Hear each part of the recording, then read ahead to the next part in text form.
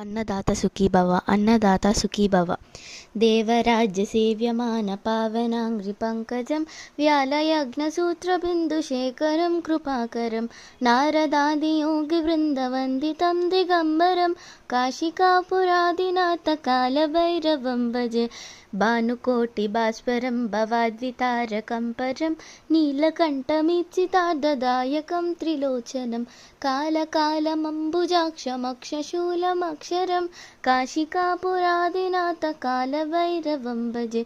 शूलटङ्कपाशदण्डपाणिमादिकारणं श्यामकायमादिदेवमक्षरं निरामयं भीमविक्रमं प्रभुं विचित्रताण्डवप्रियं काशिकापुरादिनाथकालभैरवं भजे।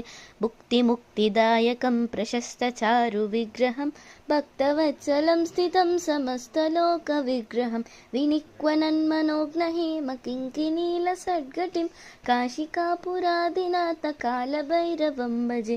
धर्मसेतुपालकं त्वधर्ममार्गनाशकं कर्मपाशमोचकं सुशर्मदायकं विभुं स्वर्णवर्णशेषपाशशोभिताङ्गमण्डलं काशिकापुरादिनाथकालभैरवं भजे।